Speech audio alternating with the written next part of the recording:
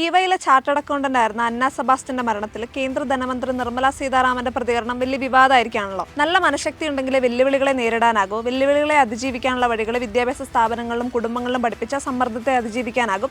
എത്ര പഠിച്ചാലും എവിടെ എത്തിയാലും മനഃശക്തി ഉണ്ടാക്കണമെന്ന് കുടുംബാംഗങ്ങൾ പറഞ്ഞു കൊടുക്കണം. ദൈവികമായിട്ടാണ് അത് വരേണ്ടത്. ധ്യാനവും ഈശ്വരചിന്തയൊക്കെ മനഃശക്തി വർദ്ധിപ്പിക്കാൻ സഹായിക്കുന്നായിരുന്നു നിർമ്മല സീതാരാമന്റെ പ്രതികരണം. ഇതിനോട് ആളുകൾ പല രീതിയിൽ പ്രതികരിക്കുന്നുണ്ട്. ചിലർ ഒരു മന്ത്രി നടത്തേണ്ട പ്രതികരണമാണോ എന്ന് ചോദിക്കുമ്പോൾ മറ്റു ചിലർ ഇതിലെന്ത് വിചിത്രവാദമാണുള്ളതെന്നാണ് ചോദിക്കുന്നത്. ഒരാളുടെ കമന്റ് ഇങ്ങനെയാണ്: ഒരു ധനകാര്യ മന്ത്രിയാണ് ഇത് പറയുന്നത് എന്ന് ഓർക്കുമ്പോൾ സഹതാപം തോന്നുന്നു. എന്നാൽ വേറൊരാളുടെ കമന്റ്: ജോലി സമ്മർദ്ദം കൊണ്ട് ആത്മഹത്യ, തികച്ചും അവിശ്വസനീയം, മന്ത്രി പറഞ്ഞതിൽ ഒരു തെറ്റും കാണുന്നില്ല. പിന്നെ എന്തിനാണ് ഇവിടെ സർക്കാർ? എല്ലാവരും ദൈവത്തിൽ ആശ്രയിച്ചങ്ങ് ജീവിച്ചാൽ പോരെ എന്നാണ് ഒരാൾ ചോദിക്കുന്നത്. ഇതിലെന്തോ വിവാദം. സമ്മർദ്ദം താങ്ങാൻ പഠിക്കണം, ഇല്ലെങ്കിൽ പണി രാജിവെക്കുക. നിയമവിരുദ്ധമായ തൊഴിൽ രീതിയെങ്കിൽ കേസ് കൊടുക്കാന്നാണ് മറ്റൊരാൾ പറയുന്നത്. ഈശ്വര വിശ്വാസം ഉണ്ടെങ്കിൽ ഏത് പ്രതിസന്ധിയും തരണം ചെയ്യാനുള്ള ശക്തി ഉണ്ടാകും. അത് പറഞ്ഞതിൽ എന്താ കുഴപ്പം? പരിഹാരം നിർദ്ദേശിക്കാൻ അറിയാത്തവർക്ക് ഇങ്ങനെ ഉപദേശിക്കാനേ കഴിയൂ. കാരണം കോർപ്പറേറ്റ് പ്രീണനമാണല്ലോ മുഖ്യ അജണ്ട എന്നും ആളുകൾ പറയുന്നുണ്ട്.